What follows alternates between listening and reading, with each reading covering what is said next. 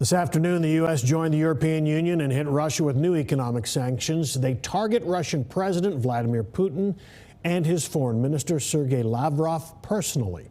Today's financial pinch comes as day 2 of Russia's invasion of Ukraine shows Russian troops on closed-circuit TV moving into Ukraine, heading toward the capital. Fox 4's Sean Rabb has been monitoring today's developments. Sean. Yeah, and there was a brief glimmer of hope today when it appeared as though the two countries would get together and talk about Ukraine remaining neutral, which is what Putin said he wanted, them not being a part of NATO. But they couldn't agree on where to meet, so the shooting and shelling continued. This is the devastation from the Russian air assault as it invades Ukraine, a multi-story apartment building with major damage. A woman cleaning debris in her unit, singing the Ukraine national anthem. As Russian troops were pushing further into Ukraine and its capital. And I can tell you that the Russian onslaught will be intense. Harry Kazianis is senior director of the Center for National Interest.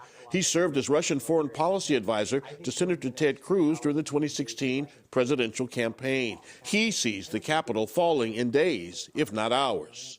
I do think their goal is to get President Zelensky to throw him out of office and unfortunately install their own puppet government that is subservient to Vladimir Putin. Ukraine's President Vladimir Zelensky posting a video with his top aides telling his nation he's staying and fighting. Kazianis, the Russian expert, does not think Putin will stop at the capital. And I'm starting to think that this is what he is going to do, is to try to conquer the whole country. I mean, his military, he will unleash those full capabilities, I think, very soon. He would at that point be able to easily take the country within a few days. A gun fires as people crowd a train station, trying to escape the coming Russian army.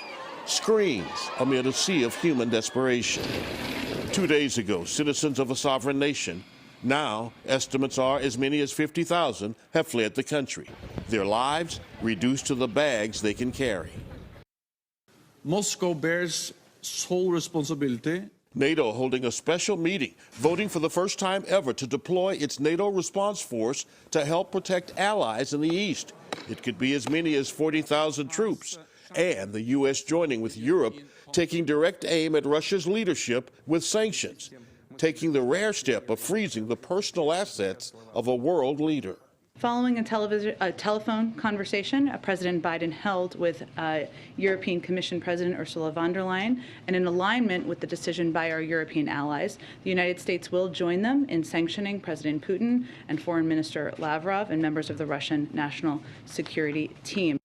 In the city, a woman seen praying to saints on a monastery mural, while Russian tennis star Andrei Rublev writes a message of peace on a photographer's camera lens.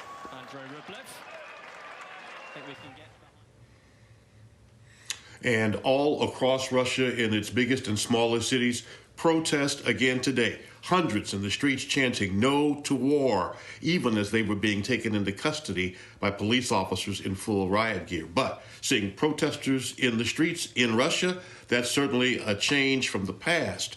The aggression that we're seeing, a return to the past.